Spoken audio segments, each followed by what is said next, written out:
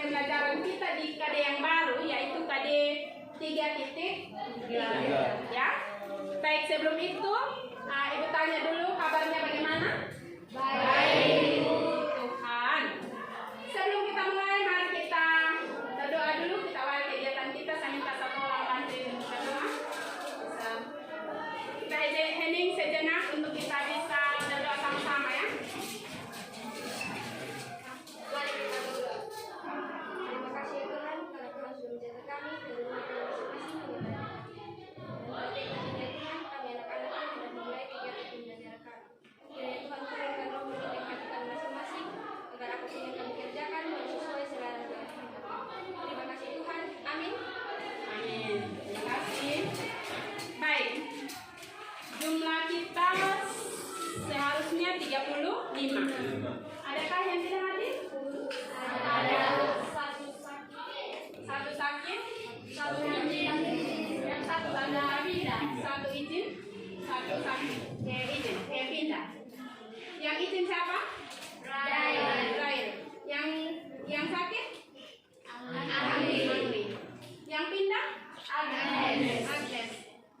Baik, berarti hari ini yang hadir berarti 32 orang, ya.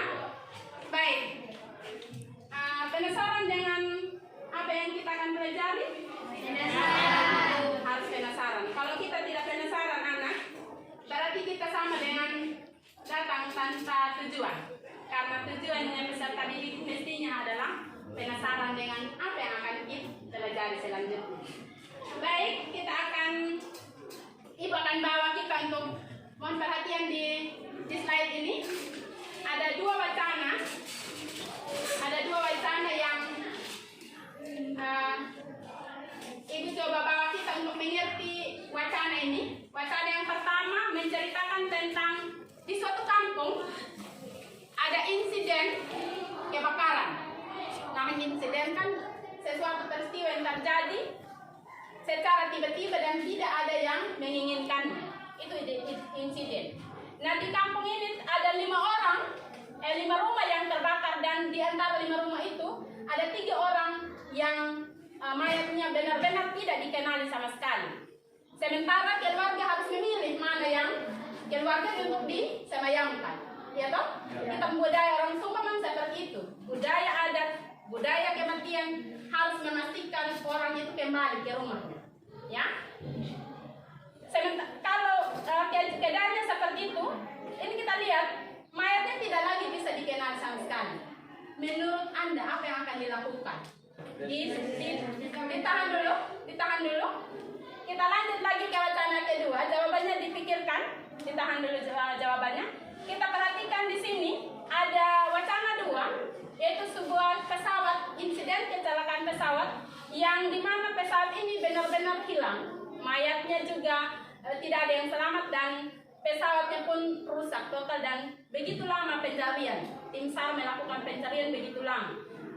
Biasanya yang tim SAR cari itu berapa? Kotak hitam dan mayat. 2 itu yang penting. Tidak mungkin cari lagi pesawat karena pesawat sudah pasti mungkin tidak utuh. Tapi yang paling prinsip dicari itu adalah mayat. Dan kita harus bertanggung jawab tentang ini sifat kemanusiaan. Dan yang kedua adalah kotak hitam. Pertanyaannya, dari 2 wacana ini, wacana 1, bagaimana caranya untuk mengenali identitas mayat yang sudah terbakar? Apa langsung tes DNA? Mungkin cek dulu, mungkin jangan sampai mayatnya tadi yang ini kan mayatnya benar-benar terbakar dan bajunya hilang. Tes apa yang lain yang harus selain itu? Mungkin yang terakhir tes DNA. Kalau Anda yang punya keluarga, mungkin ada yang pergi bisa anak pun kukunya panjang. Pasti dia akan lihat jarinya panjang. Iya toh? Tidak mungkin langsung serta-merta tes DNA. Tidak mungkin. Pasti dilakukan lebih dulu penyelidikan awal. Tanda dulu. Kalau benar-benar tidak ditanda lagi, mulai dari wajahnya, struktur tubuhnya, mungkin ada yang pernah punya benjolan di mana atau patah kaki atau apa.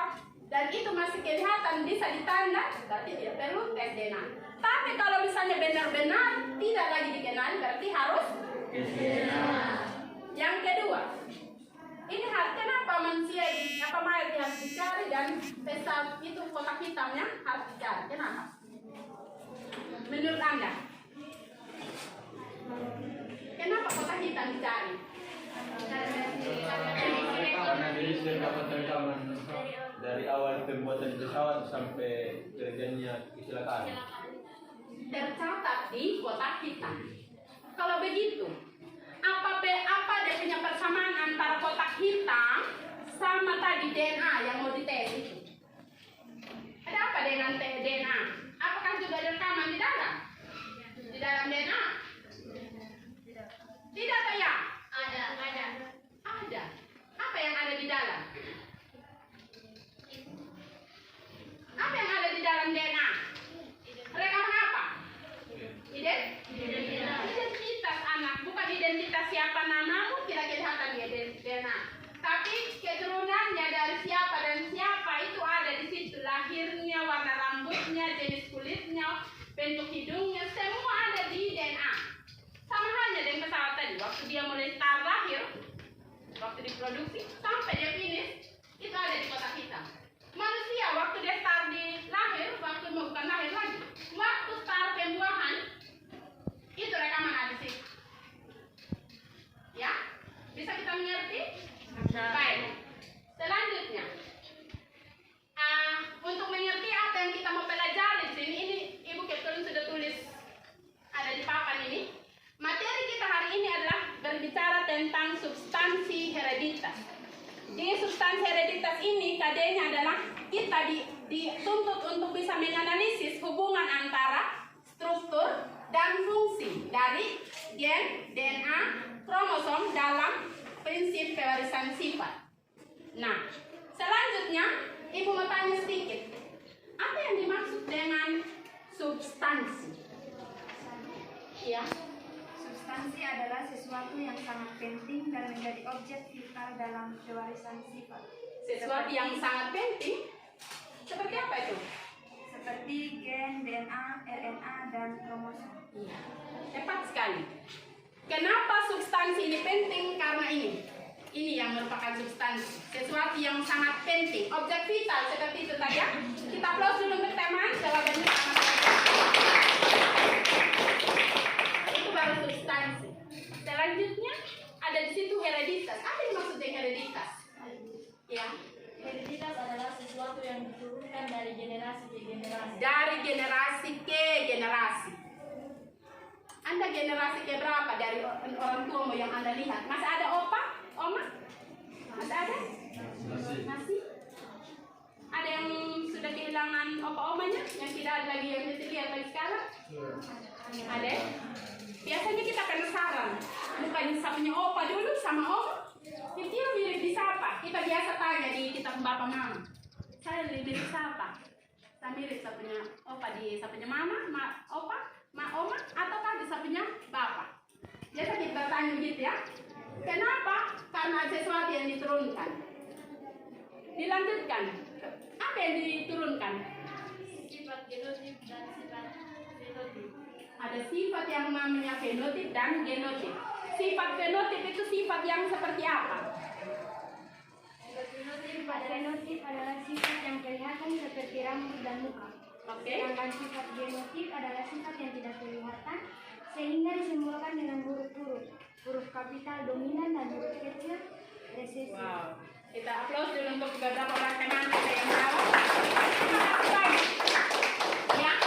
Selanjutnya kita Ibu akan bawa kita untuk masuk di proses pembelajaran kita hari ini. Di KD ini, mohon perhatian, arahkan pandanganmu ke slide yang Ibu tampilkan. Ibu akan bagi kita dalam kelompok. Sebelumnya kita perhatikan di KD ini ada 3 indikator yang kita harus selesaikan, atau ada 3 oleh-oleh yang kita harus bawa pulang hari ini. Yang pertama, kita harus mampu menjelaskan struktur dan fungsi gen, DNA, RNA, dan kromosom. Ya. Yang kedua, kita harus mampu menganalisis. Aduh, mohon maaf, Ibu ada pilek. batuk. Yang kedua, kita harus mampu menganalisis keterkaitan antara struktur dan fungsi dari gen kromosom dalam menentukan sifat yang diwariskan, seperti yang kita barusan jawab ini. Dan yang terakhir, kita harus mampu merancang model struktur DNA. Nah, berkaitan dengan yang ketiga ini, minggu lalu Ibu sudah pernah tugaskan ke kita untuk kita membuat struktur model DNA dari barang bekas. Adakah yang sudah kelompok yang sudah selesaikan? Ya, baru satu kelompok.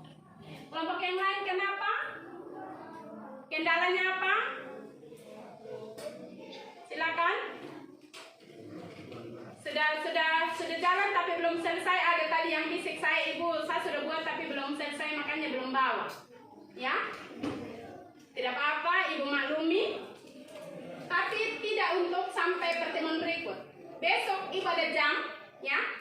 Tolong dibawa. Tadi ada yang bisik, Ibu minta maaf, kami sudah buat tapi karena belum finish, kami tidak bawa. Terima kasih untuk kelompok yang sudah selesai membuat. Nanti kita akan belajar dari mereka apa yang mereka buat, ya. Baik, silakan duduk berkelompok, ya. Terima kasih karena sudah kita dalam kelompok. Ibu akan bagikan LKPD ini, lembar kerja peserta didik. Ini tidak asing lagi karena pada pertemuan sebelumnya Ibu juga sudah pernah membagikan ini, walaupun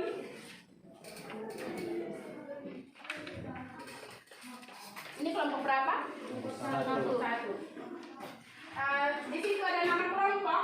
Nama kelompoknya ditulis nama kelompok 1. Kelasnya ditulis. Kita kelas IPA 1 ya. Nomor absennya di koma saja. Untuk masing-masing kalian koma. Misalnya Atri nomor berapa, Brian nomor berapa, ini nomor berapa, begitu.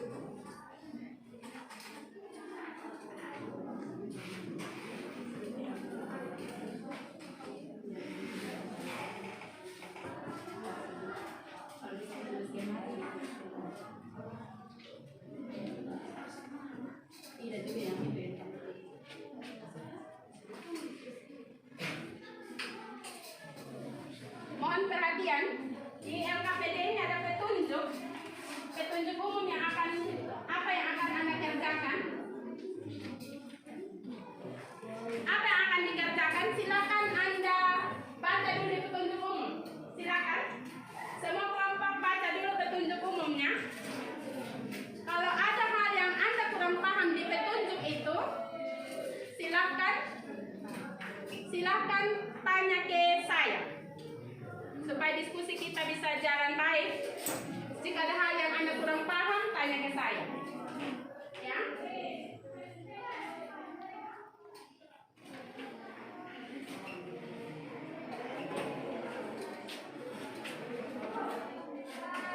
Nomor absennya tolong disertakannya, ditulis, karena nanti Ibu akan lakukan penilaian berbasis nomor absen. Ini kelompok 1, ini kelompok 2, ini kelompok 3, ini kelompok 5, ini kelompok, ini 1, 2, 3, 4, 5, ini kelompok 6, kelompok 7. Baik, kita satu kelompok ada yang 4 orang, ada yang 5 orang, ya. Ini 3 orang sama 1. Sakit. Oh ya. Baik. Terima kasih.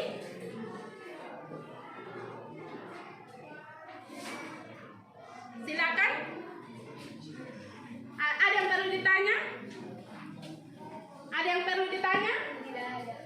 Baik, kalau tidak ada yang perlu ditanya, perhatikan hal yang Anda akan kerjakan situ, ya. Ada 5 hal yang Anda harus kerjakan, 5 langkah. Yang pertama, Anda sudah saya bawa tadi untuk bisa mengerti masalah. Dari hal yang kita sajikan tadi dari pertanyaan itu, dilanjutkan di LKPD situ juga terbaca ada gambar, ya. Tadi Ibu baru tunjukkan wacana. Ada gambar yang Anda harus lihat. Ada 2 gambar di situ. Ada gambar 1 dan ada gambar 2. Gambar 1, perhatikan di LKPD situ ada genetika. Ada gambar tentang gen. Di dalam gen ada DNA. Di dalam Di dalam kromosom di situ terdapat sel, dan di dalam sel itu sel itu terdapat pada tubuh makhluk hidup. Kebetulan di sini gambar makhluk hidup yang ada ini adalah manusia. Silakan Anda gunakan baik wacana 1 dan 2 tadi, dan yang kedua gambar 1 dan 2 ini. Gambar 1 ini ada genetika, gambar genetika, dan yang kedua ada gambar struktur DNA. Ya, Anda gunakan sumber ini yang ada di LKPD sebagai sarana untuk Anda. Silakan, ya. Tadi Ibu lupa menginformasikan ke kita. Harusnya Anda masing-masing menganalisis baik dari gambar maupun wacana tadi secara mandiri lebih dulu, dan selanjutnya Anda bekerja di dalam tim. Tapi karena kita sudah di dalam tim, maka silakan tim ini tidak sekedar kita berkumpul saja, tapi Anda benar-benar menyatu, saling berbagi satu dengan yang lain. Silakan buat hal apa saja yang Anda mau tanya tentang materi kita hari ini. Pertama tentang gen, yang kedua tentang DNA, yang ketiga tentang RNA, yang keempat tentang kromosom, yang berikut tentang hubungan antara keduanya seperti apa, ketiganya seperti apa, ya. Baik antara hubungan antara gen, DNA dengan kromosom, ya. Yang berikut, karena tadi kita sempat ini tentang model DNA, silakan bagi kelompok yang sudah membuat, silakan nanti mempresentasikannya apa yang Anda buat di kelompok terkait dengan model DNA, ya. Dan yang terakhir Anda akan buat, bukan saya ya, Anda akan membuat kesimpulan terhadap materi yang Anda pelajari. Waktu sepenuhnya Ibu berikan kepada Anda, tapi ingat, di saat Anda berdiskusi, Ibu akan lakukan penilaian yang namanya penilaian proses. Sehingga mohon kerjasamanya, kita memang belajar bukan untuk dinilai saja, tapi memang perlu sekali sebagai bagian dari proses. Ya, kembali lagi diingatkan bahwa dalam proses penilaian itu ada 3 yang harus dinilai. Kami bagi guru harus lihat kognitif Anda, yang kedua psikomotorik Anda, keaktifan Anda pada saat berdiskusi, bahkan juga pada saat mempresentasikan. Karena nanti ada sesi presentasi ya. Dan yang berikut tentang sikap Anda. Ya, baik. Terima kasih. Silakan berdiskusi. Pada saat Anda berdiskusi, jika ada hal yang kurang dipahami, boleh ditanyakan lagi. Ya, Ibu akan mendekat ke kelompok kalian.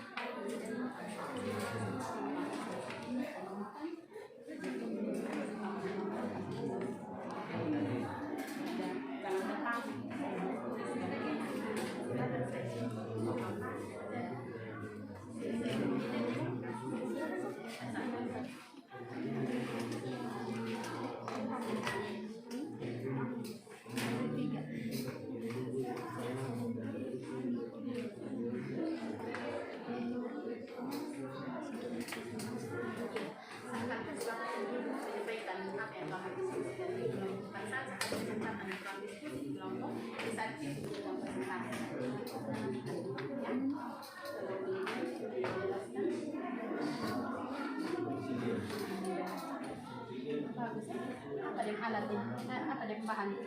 Dari sampah ya. Sampai bisa di ini kenapa dia harus miring seperti ini? Dan sebenarnya dibentuk dari model double helix. Harusnya diputar ya, patah. Nanti bisa dibuat lagi karena kelompok ini ada 5 orang, nanti bisa masing-masing buat lagi yang bisa terlihat dengan bentuknya. Saya percaya di sini ada sangat kreatif kalian. Hanya tadi ada yang informasi memang belum sempat dibuat, belum finish. Ya, besok tolong dibawa ya. Perhatian untuk semua. Untuk model DNA strukturnya, tolong besok dibawa. Tadi kalian bilang ada yang belum selesai. Kalaupun ada yang belum start, tolong start sebentar. Manfaatkan apa saja yang ada di sekitar. Bisa ditahan di mana? Saya bisa ambil. Bisa pakai tulis. Baik. Silakan isi LKPD-nya. Buat pertanyaan apa saja yang Anda lihat, yang Anda bisa tanya dari gambar itu, dari wacana itu, tuangkan di lokal yang Ibu sudah siapkan di LKPD itu. Silakan Anda tulis pertanyaan apa saja yang Anda munculkan. Silakan. Ya. Dari pertanyaan yang ada ini, siapa yang harus jawab menurut Anda? Ibu atau Anda? Siswa atau murid yang harus jawab? Ya.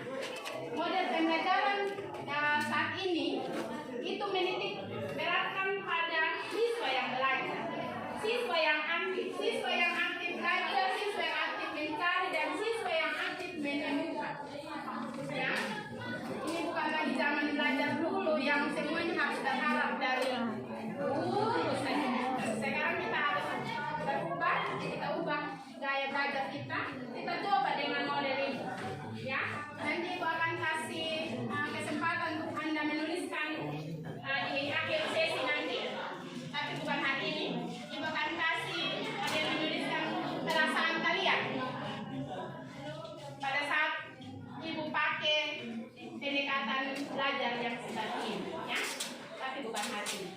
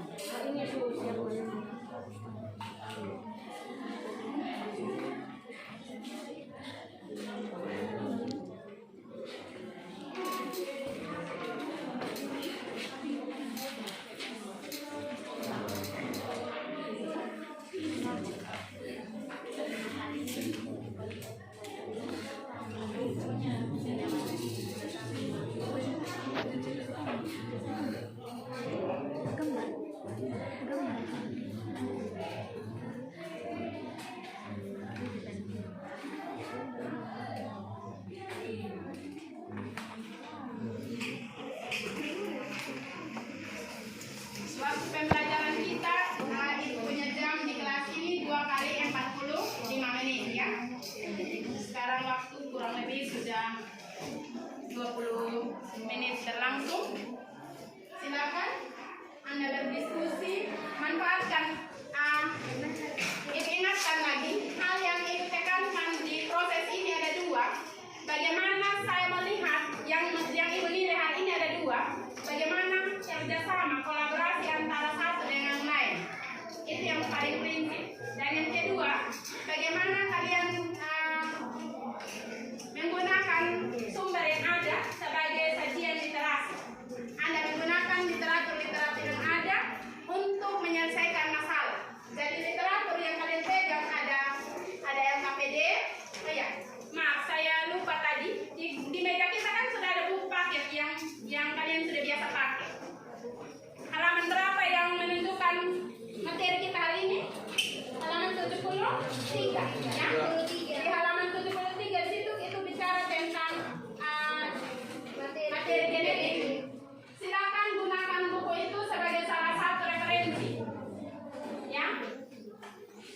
Dari referensi yang Anda miliki itu, silakan selesaikan masalah tadi. Silakan buat pertanyaan apa saja, ya, yang berkaitan dengan baik DNA, baik RNA, baik DNA, hubungannya ketiga antara gen, DNA, dan kromosom. Dan selain apa saja yang Anda bisa buat dalam bentuk pertanyaan, silakan.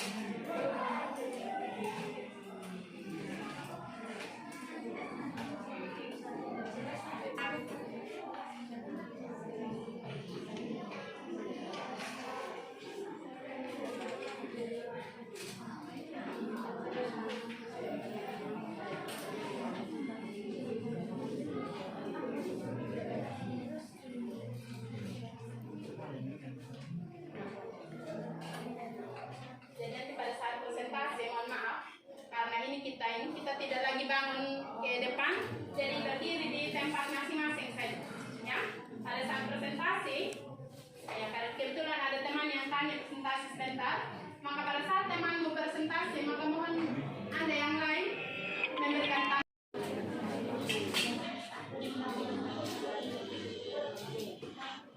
Silakan. Adakah kelompok yang sudah?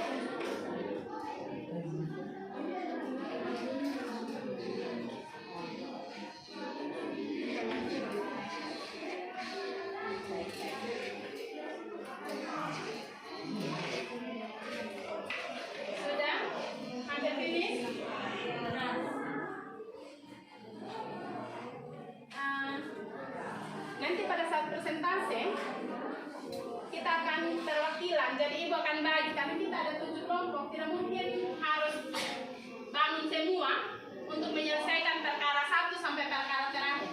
Jadi kita akan bagi, ya. Saya bagi memang kelompok 1 nanti akan mempresentasikan tentang gen, ya, bisa. Kelompok 2 kalian akan presentasikan tentang kromosom. Kelompok 3 kalian akan mempresentasikan tentang DNA. Atau apa? Kalian mau apa? Ini kelompok 3. Oh ya, ini oke. Yang mau DNA yang mana? Oh ya, kelompok 4. Kelompok 4 mau bahas tentang DNA. Kelompok 5 mau bahas tentang DNA, sudah dipilih. Kelompok 6 kalian yang ya kebetulan mereka memilih struktur karena kebetulan kelompok ini sudah menyelesaikan tugas yang ibu tugaskan di minggu lalu dan sudah ada bisa dipakai untuk ini. Yang kelompok 7 kalian nanti jawab tentang hubungan, ya, hubungan antara DNA, gen dan kromosom. Bisa ya kita bagi seperti itu supaya kita hemat waktu. Kelompok mana yang sudah lebih dulu? Silakan. Mana saja? Kelompok 1 sudah? Sudah. Wah, terima kasih. Sebentar. Saya mau ketika kelompok ini presentasi, kelompok yang lain pun mengamati, memberikan referensi, pertanyaan jika ada yang perlu ditanya, dan intinya ada pendapat dan kelompok. Kalau setuju bilang saja kelompok 1 setuju, kelompok 2 setuju, setuju. Jika itu setuju. Jika tidak setuju, maka Anda silakan memberikan pertanyaan. Bisa juga ditanya lagi apa yang diungkapkan sebentar. Atau mungkin kelompok nanti yang sajikan jika ada hal yang pada saat Anda cari tidak tahu, tanyakan ke kita semua dan mungkin terakhir tanya dulu. Ya, silakan dulu. Kelompok 1 kita close dulu. Tekniknya, karena ini kita banyak supaya kita berdiri saja di kelompok masing-masing. Berdiri boleh atau duduk saja. Duduk saja boleh, tidak apa-apa supaya tidak ribut. Duduk saja, tapi suaranya mohon di vokalnya bagus supaya bisa terdengar. Mohon perhatian, kelompok 1 akan menyajikan tentang gen. Mari kita dengar sama-sama dan kita komentari jika ada hal yang perlu kita komentari. Silakan. Terima kasih untuk kesempatan yang diberikan kepada kami kelompok 1 untuk menyampaikan hasil diskusi kami. Silakan teman saya Atir dulu menyampaikan hasil kerja kelompok 1. Baik, materi yang telah kami diskusikan adalah tentang gen. Di sini kami telah membuat 5 pertanyaan beserta jawabannya mungkin untuk diketahui bersama. Pertanyaan yang pertama adalah apa sih yang dimaksud dengan gen? Dan di sini kami mendapatkan jawabannya. Gen adalah substansi hereditas yang terletak di dalam kromosom yang bersifat sebagai materi tersendiri yang terdapat dalam kromosom, mengandung informasi genetik dan dapat menduplikasikan diri pada peristiwa pembentukan sel. Soal yang nomor 2, di manakah letak gen? Gen itu terletak di dalam kromosom, yaitu di dalam DNA. Yang ketiga, apakah fungsi gen? Gen berfungsi untuk mengatur perkembangan dan proses metabolisme serta menyampaikan informasi genetik dari suatu generasi ke generasi berikutnya. Yang keempat, bagaimanakah simbol-simbol gen? Simbol-simbol gen disimbolkan dengan garis-garis pendek horizontal yang melewati garis panjang vertikal. Yang kelima, apa saja yang termasuk ke dalam sifat-sifat gen? Yang pertama adalah gen dominan, yang kedua gen resesif, yang ketiga gen homozigot, yang keempat gen heterozigot, yang kelima gen homozigot resesif. Demikian presentasi kami, mungkin ada tanggapan dari teman-teman.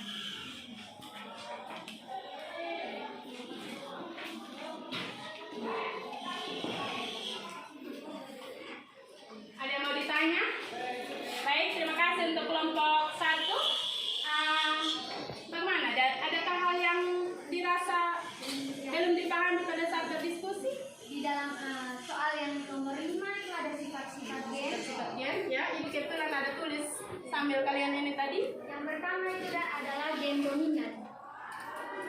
Gen dominan, yang kedua gen resesif, Ya.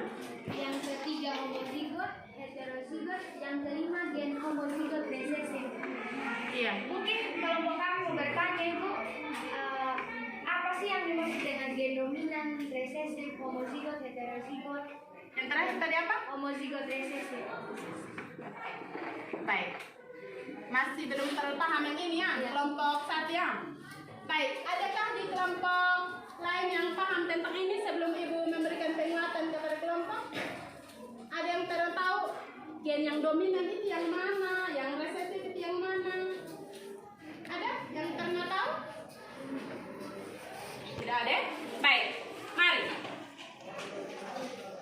Terima kasih untuk kelompok 1. Ini sangat-sangat bagus.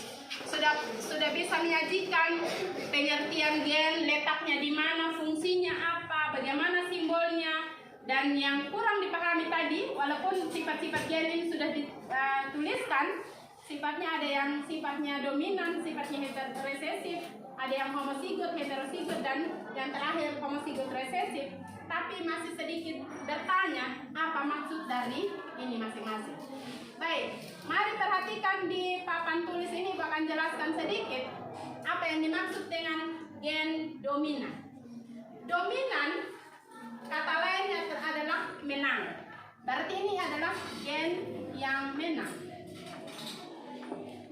Tadi kalau masih ingat jawaban kalian, sesuatu yang disimbolkan dengan huruf besar adalah gen yang dominan. Berarti ini disimbolkan dengan huruf kapital. Ini, misalnya, contoh. Ini untuk parental, ya. Kita coba supaya nanti terlihat di sini.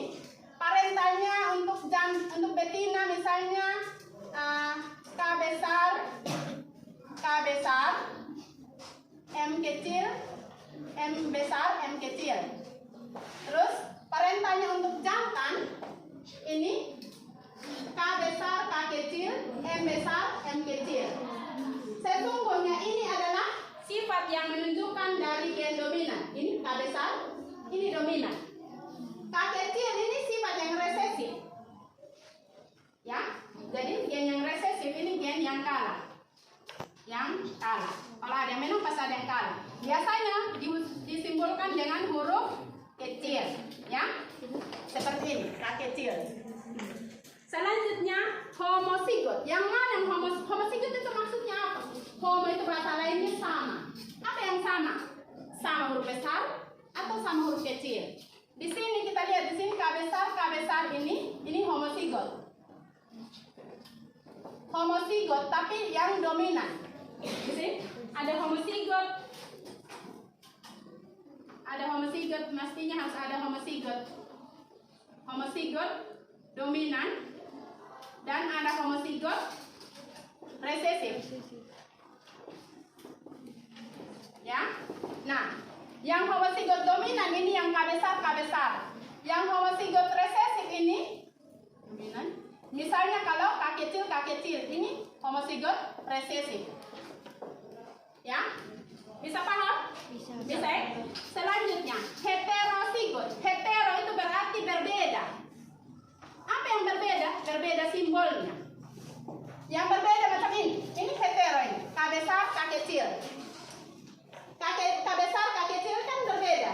Beda hurufnya toh? Itu maksud dari heterosigot. Nah sekarang kita lihat homosigot resesif. Sorry. Itu ada sini tadi. Homosigot resesif ini seperti ini. K kecil atau semua yang ditampilkan dengan huruf kecil semua. Ya. Jadi kali ini kita simbolkan dengan gen. Ini anggap ini K besar. Kalau kita sepakat dengan K tadi, gen resesif ini misalnya K kecil. Homosigot dominan ini, yang ini sudah. Ini maksudnya sudah. Yang sama. Heterosigot ini yang tidak sama. K besar, K kecil. Homosigot resesif ini yang bahasanya. Sebenarnya simbol ini bahasanya adalah ini. Bisa paham? Bisa. Nanti kita akan belajar lebih lanjut lagi di materi semester 2, yaitu tentang genetika. Ini kita baru belajar sekarang substansinya. Nanti berikutnya kita akan belajar bagaimana menerapkan hukum Mendel. Ya? Sudah bisa dipahami? Bisa? Baik, selanjutnya kita close dulu untuk kelompok 1. Kelompok 2 siap? Sudah? Oke, baik. Kita langsung dulur saja. Kelompok 2 silakan. Selamat pagi kita semua. Shalom. Kita pertama kita mengirim kepada Yang Maha Kuasa karena berkat yang karunia kita masih diberikan kehidupan yang baru. Karena begitu, begitu terima kasih atas waktu dan kesempatan ini pertama kelompok 2 untuk mempresentasikan hasil karya dan diskusi kami. Untuk itu saya persilakan ini untuk menjelaskan hasil diskusi kami. Jadi baik, kami kelompok 2 membahas materi tentang kromosom dan kelompok kami telah membuat 5 soal beserta jawabannya. Soal yang pertama, apa yang dimaksud dengan kromosom?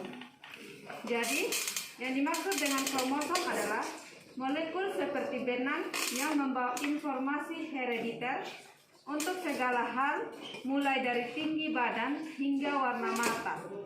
Kromosom dibuat dari protein dan satu molekul DNA yang berisi instruksi genetik suatu organisme yang diturunkan dari orang tua.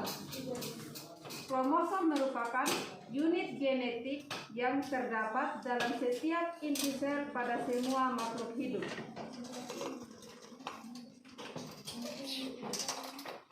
Lanjut. Jadi soal yang kedua, tuliskan dan jelaskan kromosom berdasarkan fungsinya. Jadi kromosom berdasarkan fungsinya dibedakan menjadi 2, yaitu yang pertama autosom atau disebut juga kromosom tubuh, yang fungsinya membawa sifat atau ciri sel tubuh. Fungsi yang kedua yaitu gonosom atau disebut juga kromosom kelamin, yang fungsinya membawa ciri atau jenis kelamin terdiri dari kromosom X dan Y.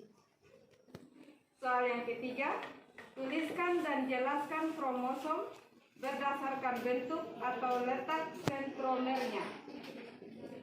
Kromosom berdasarkan bentuk atau letak sentromernya dibedakan menjadi 4, yaitu yang pertama telosentrik, yang kedua akrosentrik, yang ketiga submetasentrik, yang keempat metasentrik. Soal yang keempat, sebutkan fungsi dari kromosom. Kromosom memiliki fungsi sebagai berikut. Yang pertama, tempat penyimpanan materi genetik. Ini menunjukkan sifat dan kekhasan setiap individu. Yang kedua, menentukan jenis kelamin. Jika kromosom embrio XX, maka ia berjenis kelamin perempuan. Jika kromosom embrio XY, maka ia berjenis kelamin laki-laki.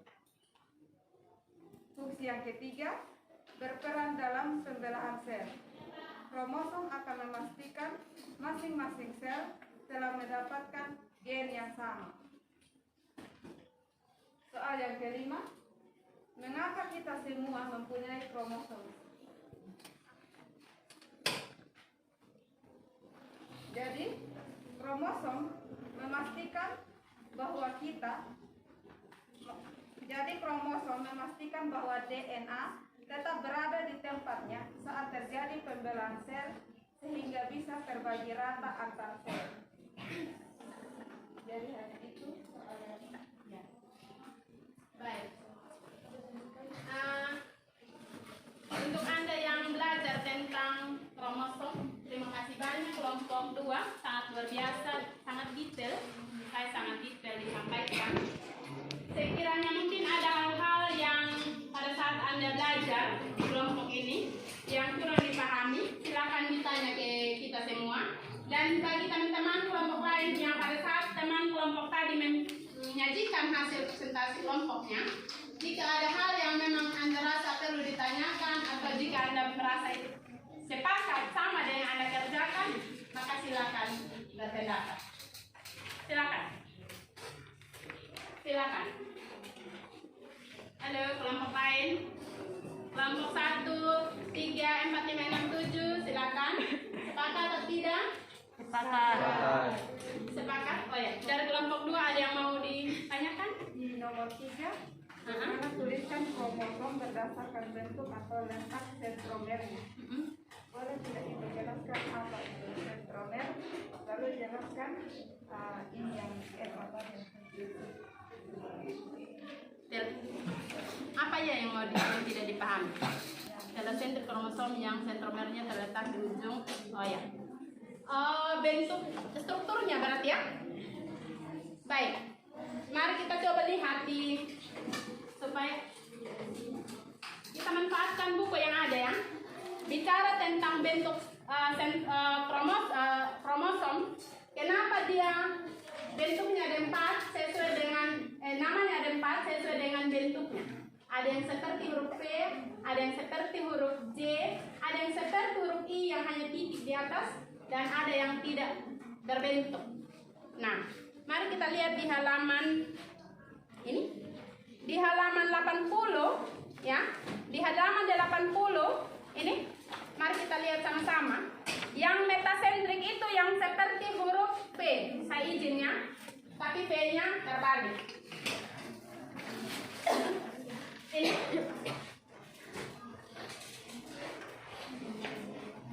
Ini tadi sudah dijelaskan sangat baik. Hanya bingung yang nama ini, yang modelnya bagaimana. Karena ini bicara tentang struktur, bicara tentang fungsi. Ya, yang metasentrik ini yang seperti huruf V. Ya, huruf V seperti ini. Dan ini ada sentromernya di tengah.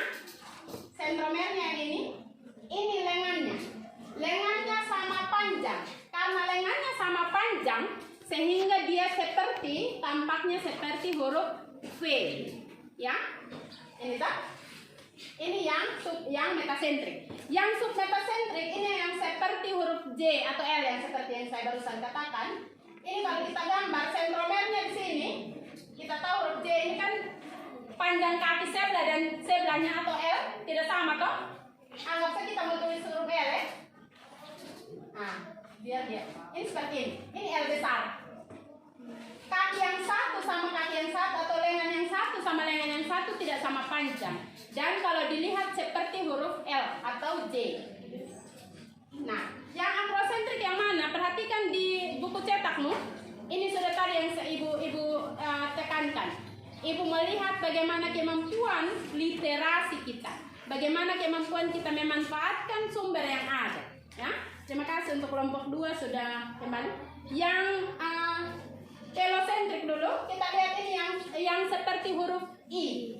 Ini dia seperti huruf I. Kalau kita gambar dia seperti ini. Ini sentromernya. Terus strukturnya seperti ini. Jadi lengannya seolah-olah hanya satu. Itu yang telosentrik. Terus yang berikut yang akrosentrik, ini sebenarnya seperti bentuknya seperti yang sembarangan. Sentromernya di sini, lengannya di sini, terus ada lengannya kecil yang di sini. Ya, yang ini yang telo, ini yang akro, yang sub metosentrik yang L atau J dan ini. Bisa? Bisa kita pahami? Bisa. Baik, terima kasih banyak.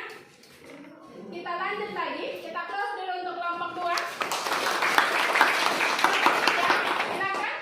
Apa yang mau disampaikan?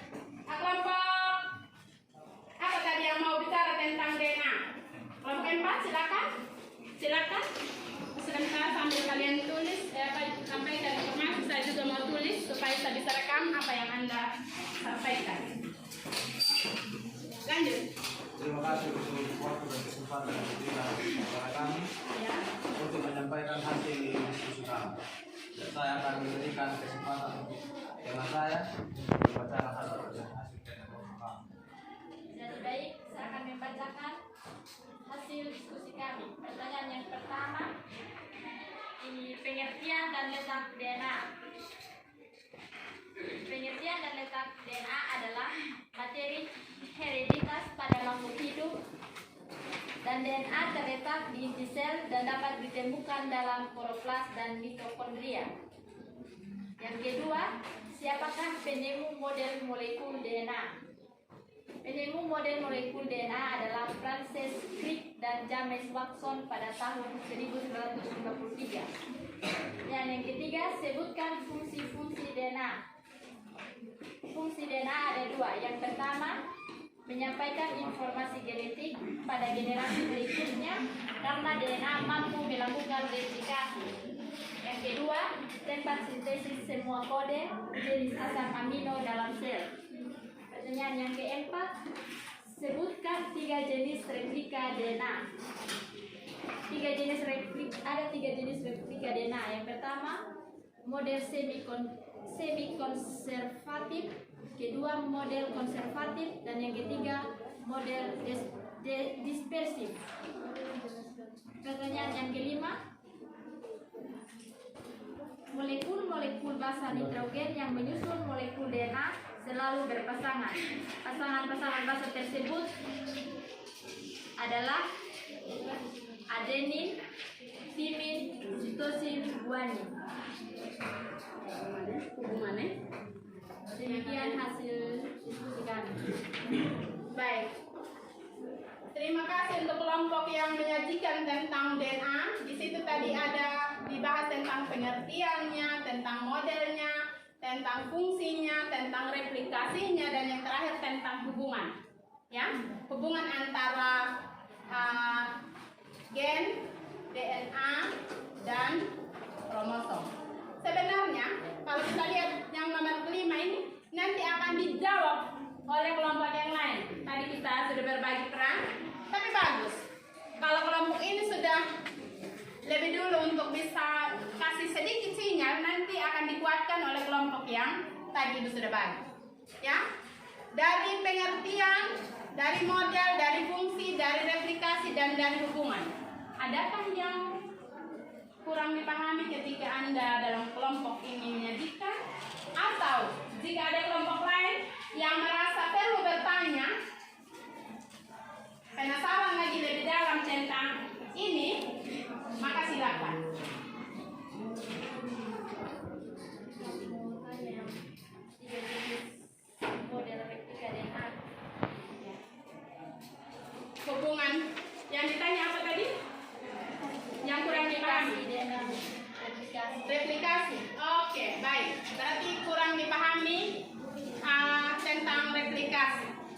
bicara replikasi sama halnya bicara tiruan, sama halnya bicara imitasi, ya. Replikasi sama dengan tiruan. Nah, kalau besok ada yang masuk di sini, saya olah-olah Ibu Serli, itu yakin saya tidak ada Ibu Serli yang kedua di perempuan hukum. Walaupun namanya sama, tapi bicara tentang substansi hereditas yang ada di Ibu Serli yang sekarang berdiri kampungnya depan, tidak akan ada yang sama di perempuan hukum ini.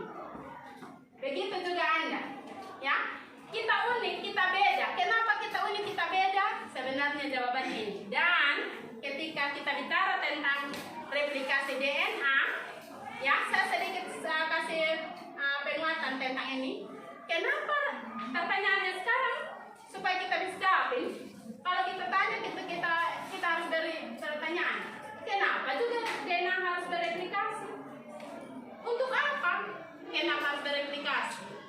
Maka jawabannya, sekarang kita lihat, Ibu perhatikan ini. Saya coba bahas ini dalam versi pendekatan struktur.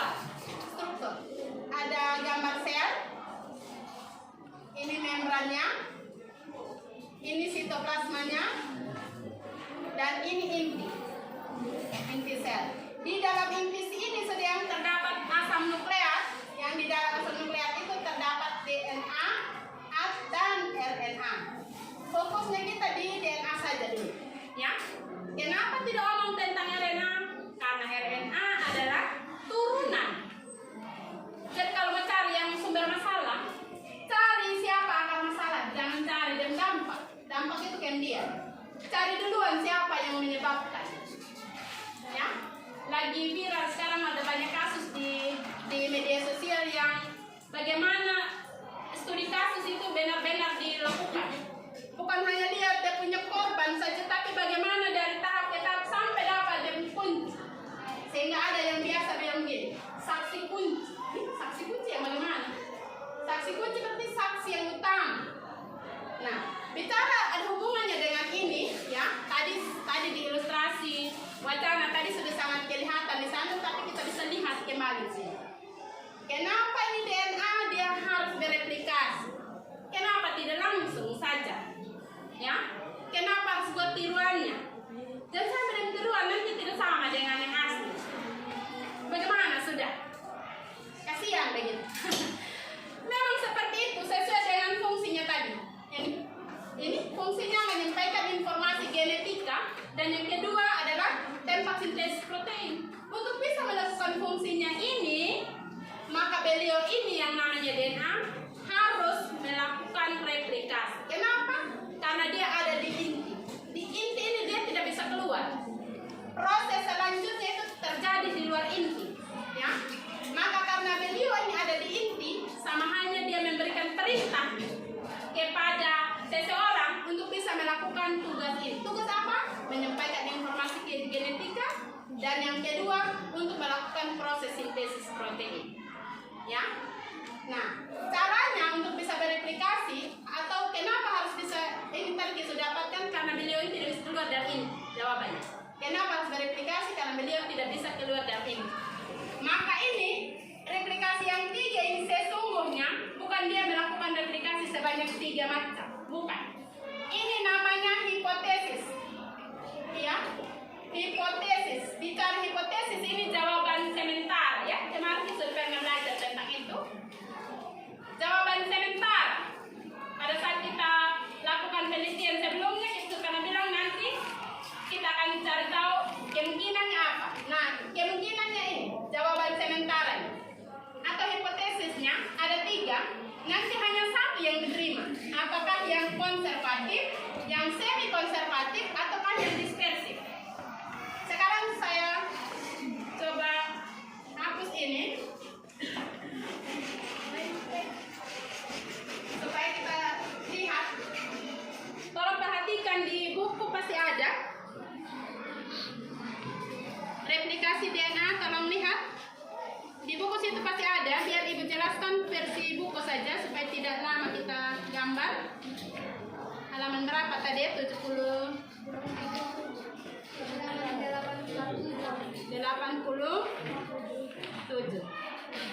Nanti Ibu akan jelaskan versi gambar yang ada ini. Ya, baik. Di situ di gambar ada 2 warna yang kelihatan. Saya pakaiin saja, mohon maaf. Mari kita perhatikan sama-sama buku yang kalian pegang. Karena ini mau 3 model, hanya 1 model nanti yang diakui, yang masuk akal dan sesuai dengan realnya. Ya, kita lihat dulu yang semi konservatif. Yang induk ini ada 1 warna di atas merah semua. Ketika dia bereplikasi pertama, ada aslinya yang merah, ada tiruannya yang biru. Ya, setelah bereplikasi kedua juga sama, ada aslinya yang warna sama dengan induknya di atas dan ada tiruannya di sebelah yang warnanya sama, biru semua. Ini perhatikan seperti itu toh warnanya. Sekarang kita lihat yang kedua, yang model konservatif. Yang konservatif ini aslinya di atas warna merah semua. Terus setelah bereplikasi, kita lihat ini ada sesuatu yang berbeda. Kenapa dia beda? Nanti karena ini yang membuat dia tidak diterima. Lihat di bagian tengah ini biru semua. Anggap saja turunan pertamanya biru semua yang sebelah. Di sebelahnya sampai induk. Dan selanjutnya kita lihat ada warna yang sama biru semua di bawah. Terus di sebelah yang kedua, setelah replikasi kedua juga hal yang sama. Sehingga seperti yang tidak bisa diterima karena ini tadi. Yang ketiga, dispersif. Ini seperti terpenggal. Kita lihat di sini biru sama merahnya dia terpenggal-penggal ya di gambar itu. Dan selanjutnya juga seperti itu di replikasi kedua. Dari 3 hipotesis ini yang diakui, yang diterima, yang sesuai dengan memang proseduralnya replikasi daripada DNA, yang diterima, yang masuk akal itu adalah yang pertama, semi konservatif. Kenapa? Karena sesuai dengan alur antara induk sama kopiannya, antara yang asli sama kopiannya, dia adil. Ya, kita lihat ini benar-benar adil. Ada yang sama dengan induknya dan ada kopian, replikasinya. Ya, demikian itu. Selanjutnya saya sedikit lagi, ini penting sekali untuk Anda ketahui. Sebentar akan dikuatkan dari kelompok yang sudah buat struktur. Ya, hubungan antara ketiganya ini nanti ini akan kita lihat ketika digambar dia seperti ini hubungan antara basa nitrogen dan basa nitrogen yang purin dan pirimidin. Ini ada purin ini ada adenin dan timin, adenin dan guanin, dan pirimidin. Nanti kita akan dikuatkan dari kelompok lain. Ada sitosin dan timin. Ada timin dan sitosin. AG dan CT. Pada saat berpasangan, maka A akan berpasangan dengan G. A akan berpasangan dengan G. T akan berpasangan dengan A akan berpasangan dengan T. T akan berpasangan kembali dengan A. G akan berpasangan dengan C. C akan berpasangan kembali dengan G. Seperti itu. Ya. Untuk kelompok yang tadi menyajikan DNA sudah bisa dipahami untuk semua? Ada DNA sudah? Baik, kita bungkus DNA. Kita pindah lagi. Kelompok mana yang mau bahas tentang RNA? Kelompok 5. Baik, silakan sambil Anda berbicara saya menghapus ini karena saya harus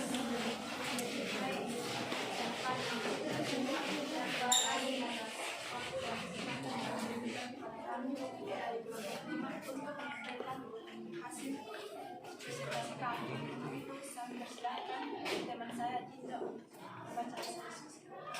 Jadi baik, kami dari kelompok 5 akan membahas tentang RNA. Dan kami di sini sudah membuat 5 pertanyaan beserta jawabannya. Yang pertama, apa yang dimaksud dengan RNA? RNA adalah makromolekul yang berfungsi sebagai penyimpan dan penyalur informasi genetik. Yang kedua, di mana letak RNA? RNA terletak di inti sel atau nukleus, sitoplasma, kloroplas, dan mitokondria. Yang ketiga, sebutkan struktur-struktur RNA. Yang pertama, struktur RNA sama-sama tersusun oleh polinukleotida, tetapi pada RNA lebih jauh pendek daripada nukleotida penyusun DNA. Yang kedua, RNA hanya terdiri atas satu rantai.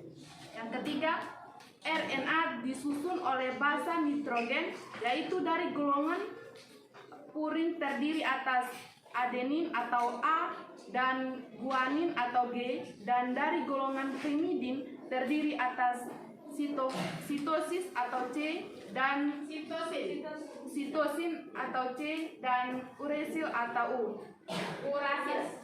Urasil ya. Ya, silakan. Pertanyaan nomor 4, sebutkan tipe RNA beserta fungsinya masing-masing.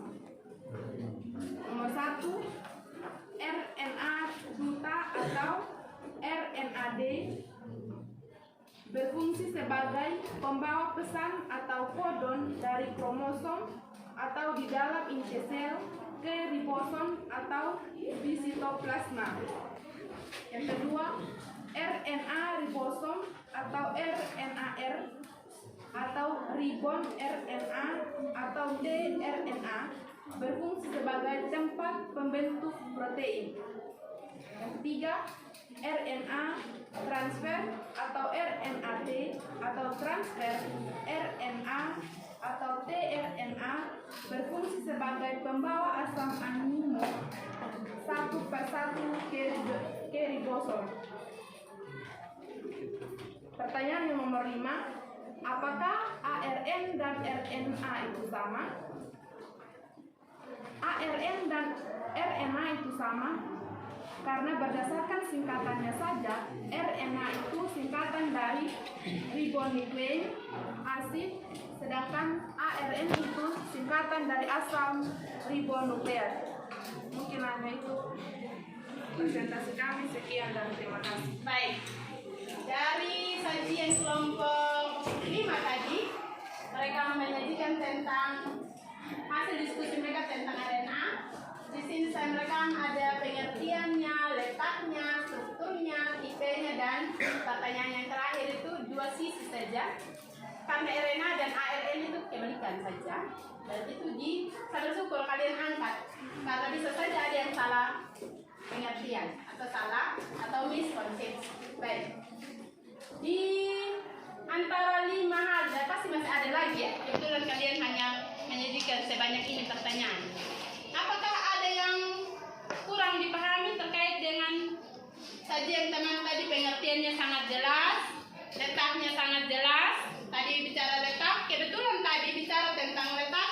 Betul, di sini masih ada struktur DNA yang sel yang saya ini. Tadi kan waktu saya tuliskan bentuk daripada DNA yang ada di inti ini, di sini saya bilang ada RNA juga. Tapi kenapa saya hapus lagi RNA tadi?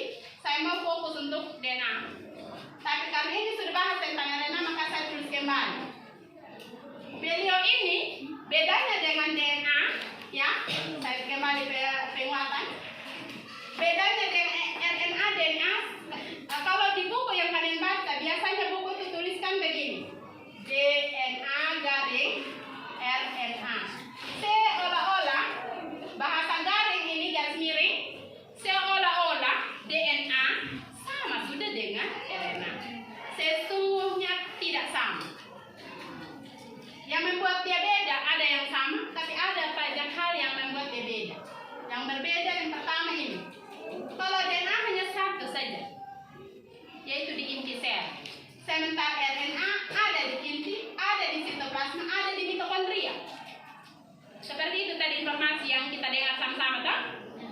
Karena beliau ini ada di mana-mana, dia tidak bisa jalankan tugas seenaknya. Karena tadi bicara tentang fungsi, tidak disampaikan apa fungsi daripada RNA. Ya. RNA ini kalau kita lihat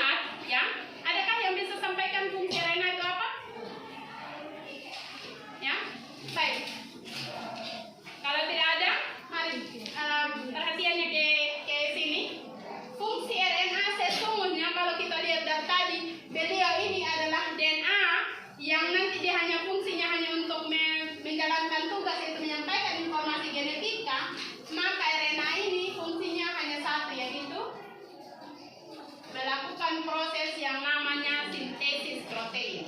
Untuk bisa melakukan tugas ini yang hanya satu ini, dia harus tunggu perintah dari beliau. Siapakah beliau ini? Beliau ini adalah DNA. Sehingga tadi saya bilang, kalau kita cari yang masalah, kan tadi waktu kita ilustrasi wacana itu kan kamu bicarakan tes DNA. Tidak ada ngomong tes RNA toh? Kenapa tidak di tes RNA? Sesungguhnya RNA itu bukan yang prinsip, bukan dia yang duluan. RNA ini diturunkan sebenarnya, kerjanya menunggu perintah dari DNA. Bagaimana hubungan antara perintahnya DNA dan RNA? Nanti kita akan belajar di materi berikut tentang sintesis protein. Di situ nanti dia lebih fokus bagaimana transkripsi dan translasi. Ya, minggu depan itu yang kita akan pelajari. Ya, kali ini sudah ini saya informasikan memang bahwa minggu depan kita akan belajar tentang sintesis protein. Ibu juga akan menggunakan model yang sama seperti saat ini. Ya, baik, kita aplaus dulu untuk kelompok 5. Selanjutnya aplaus yang sama membangkitkan semangat untuk kelompok 6. Silakan kelompok 6.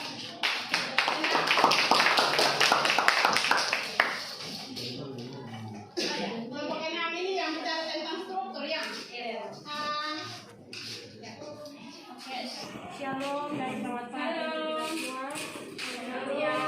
Terima kasih atas waktu dan kesempatan yang diberikan kepada kelompok 6. Kami di sini akan menjelaskan tentang struktur DNA. Jadi baik, saya akan mempersilakan Adel untuk menjelaskannya. Silakan Adel.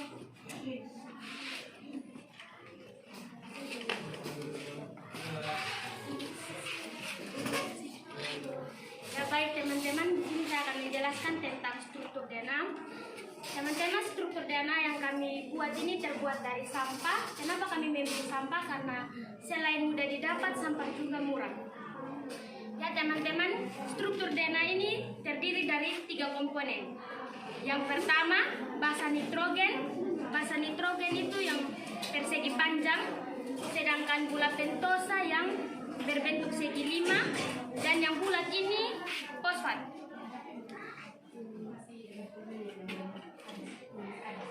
Dari ini basa nitrogen ini terdiri atas 2 basa. Yang pertama itu basa purin dan basa pirimidin. Kalau basa purin itu ada 2 lagi. Yang pertama adenin dan yang kedua itu guanin. Dan basa pirimidin ada timin dan sitosin. Sitosin ini adenin itu berpasangan dengan timin, sedangkan guanin itu berpasangan dengan sitosin. Ketiganya ini kalau dirangkai akan terbentuk menjadi satu nukleotida dan satu struktur ini berbentuk menjadi satu polinukleotida. Mengapa kami memilih model DNA ini berbentuk double helix? Karena memungkinkan untuk replikasi DNA dan sintesis protein itu terjadi. Sekian dan terima kasih. Wow, kita aplaus dulu untuk kelompok. Terima kasih banyak. Tadi ini sebenarnya kesimpulan. Kalau mau dilihat nyaris sama dengan kesimpulan dari beberapa teman kelompok yang terdahulu, ya. Tadi sangat jelas. Walaupun modelnya belum terlalu tampak double helixnya, ya. Satu hal yang saya mau salut, yang pertama ya, untuk kelompok 6 ini, yang saya salut adalah menggunakan media barang bekas sebagai sarana belajar. Itu penting sekali kita lakukan, mengingat bumi ini sudah sangat penuh dengan sampah. Sehingga sampah-sampah ini kalau kita tidak bisa daur, maka akan mengakibatkan sesuatu yang berdampak negatif kembali kepada pertumbuhan dan perkembangan makhluk hidup itu sendiri. Ya, terima kasih banyak karena kelompok ini sudah sangat luar biasa. Oke, baik, silakan. Oke, di sini juga kita ada buat pertanyaan dan ada jawabannya juga. Saya mempersilakan Aries untuk membaca. Oke, dari baik. Suaranya diperjelas supaya Di sini kelompok ada ini tahu. 5 contoh soal. Ya. Soal yang pertama itu, siapakah penemu struktur atau model DNA? Jawab. Penemu struktur model DNA yang pertama itu James Watson, yang kedua Francis Crick, yang ketiga Maurice Wilkins, dan yang keempat Rosalind Franklin. Soal yang kedua, apa yang menghubungkan bahasa Purin dan Pyrimidin dalam DNA? Jawaban, ikatan hidrogen. DNA terdiri atas basa purin, adenin dan guanin, dan basa pyrimidin, timin dan citosin. Jumlah adenin sama dengan jumlah timin, sedangkan jumlah guanin sama dengan jumlah citosin. Masing-masing basa lurin dan purin dan pyrimidin dihubungkan oleh ikatan hidrogen. Soal yang ketiga, mengapa struktur DNA berupa heliks ganda? Karena DNA double helix memungkinkan untuk replikasi DNA dan sintesis protein terjadi. Soal yang keempat, ikatan apa yang menghubungkan basa nitrogen pada DNA dan mengapa harus ikatan itu? Jawab, ikatan yang menghubungkan basa nitrogen adenin dan timin adalah dua ikatan basa nitrogen sehingga ikatannya lemah. Sedangkan basa guanin dengan citosin dihubungkan oleh B ikatan hidrogen sehingga ikatannya semakin kuat. Soal yang kelima, jelaskan 3 komponen dasar penyusun DNA. Yang pertama, gugus fosfat. Gugus fosfat berfungsi sebagai tulang punggung dari DNA, di mana gugus fosfat membentuk rangka yang sangat panjang. Yang kedua, gula deoksiribosa adalah penghubung antara basa nitrogen dengan gugus fosfat. Gula deoksiribosa menghubungkan purin dan pyrimidin dan menghubungkan menjadi nukleotida. Yang ketiga, basa nitrogen. Basa nitrogen terdiri dari basa purin, yaitu adenin dan guanin, serta basa pyrimidin, yaitu sitosin dan urasil. Basa nitrogen adenin hanya akan terikat dengan nitrogen timin, sedangkan sitosin hanya akan terikatan dengan guanin. Sekian dari. Terima kasih banyak, kita close dulu untuk kelompok 6.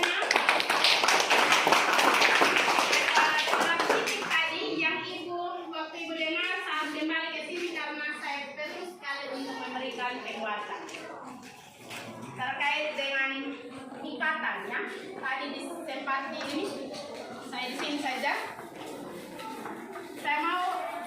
Saya sangat rindukan apa yang Anda tanya, apa yang Anda jawab, sekaligus Anda pahami. Ya. Tadi di situ ada terlihat kalau basa purin berpasangan dengan pyrimidin, begitu ya? Purinnya DNA sama purinnya RNA itu beda.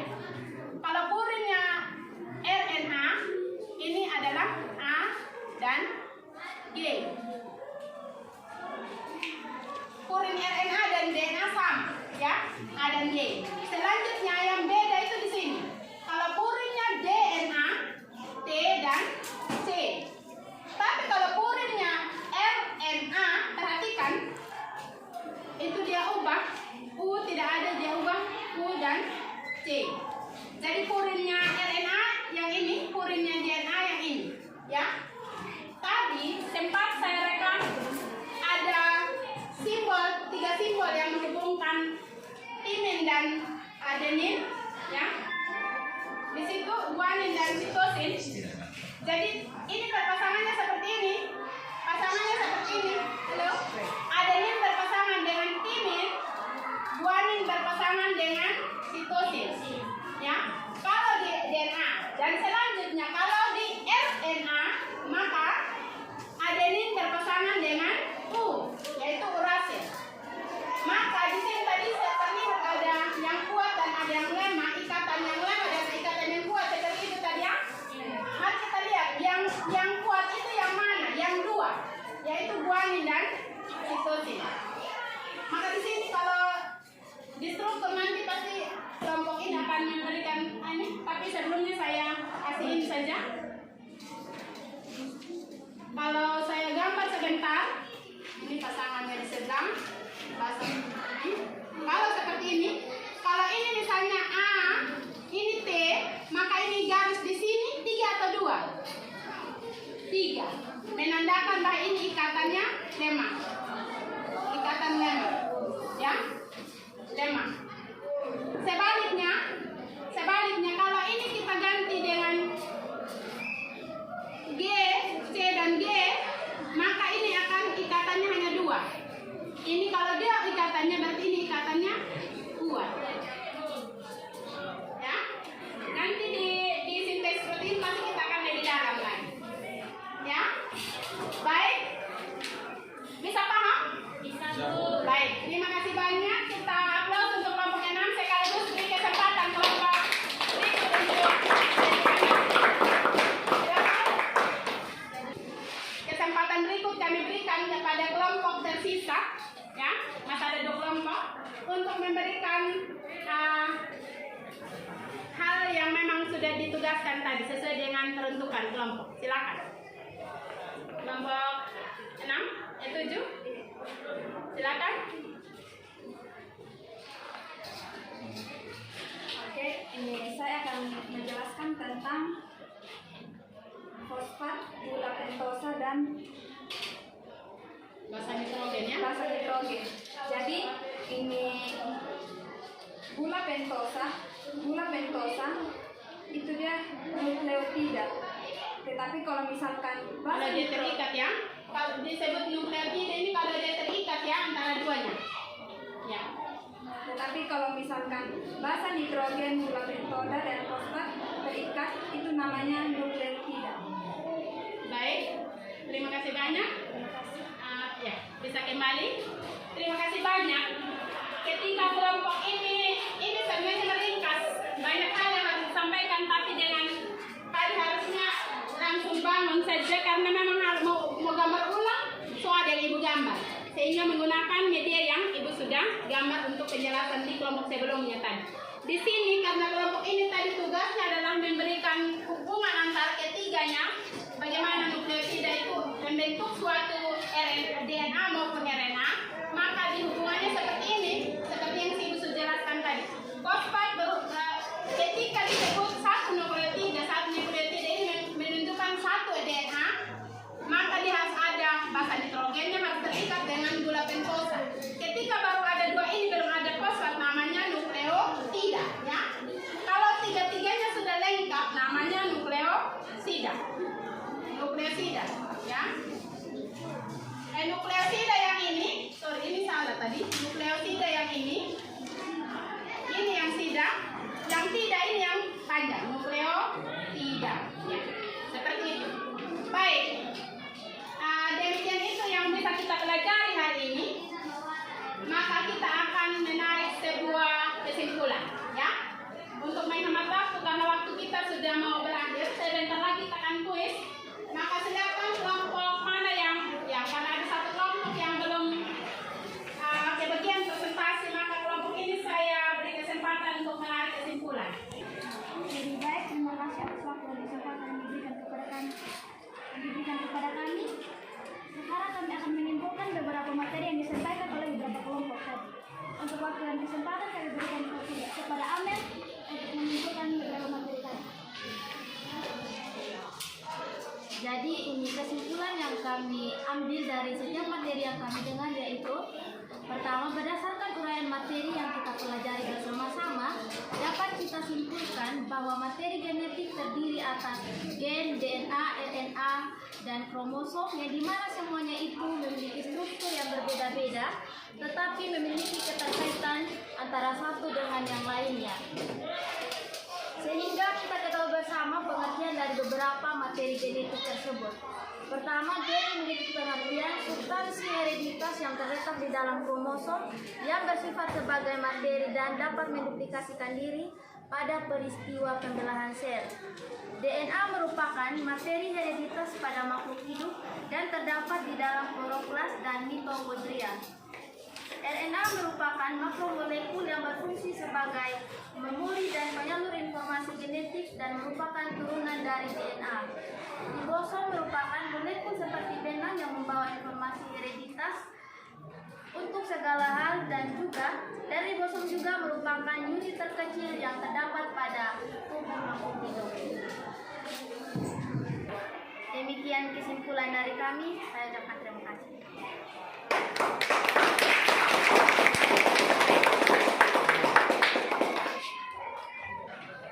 Terima kasih banyak untuk semua kelompok yang sudah berpartisipasi dalam diskusi kita.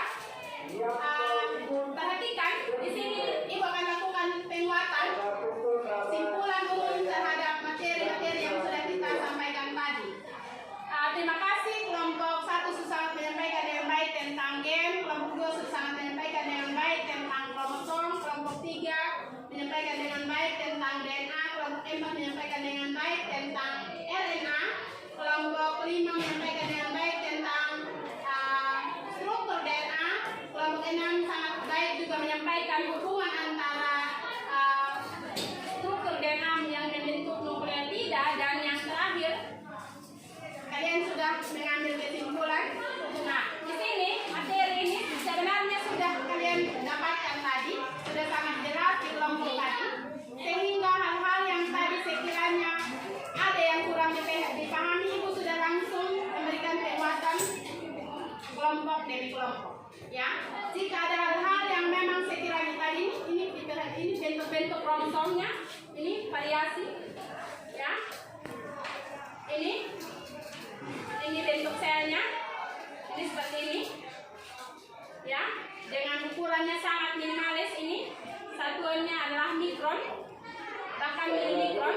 Ini struktur yang tadi di kelompok terakhir ini sajiannya seperti ini hubungannya, ya. Ini tadi di kelompok 6 yang kalian buat yang double helix itu seperti ini. Ini kita lihat di sini ada yang bentuknya persegi 5. Ini adalah basa nitrogen, ya.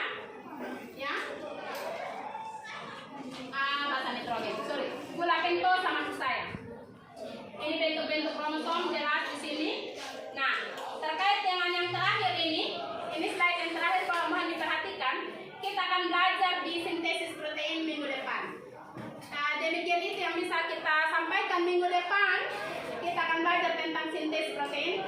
Kita akan buat, Ibu akan berikan tugas untuk kelompok masing-masing membuat replikasi proses tadi yang kita jelaskan sebelumnya, bagaimana proses sintesis protein. Ya, nanti Ibu akan informasikan hal-hal yang memang harus dilakukan. Ya, demikian itu kita akan tutup dengan doa karena ini sudah mau habis. Satu orang pimpin doa, silakan.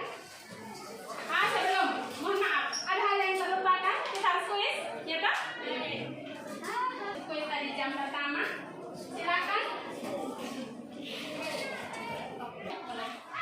Ini ada soal kuis, ya. Soal kuisnya ada 2 nomor uraian. Silakan dikerjakan. Belum soal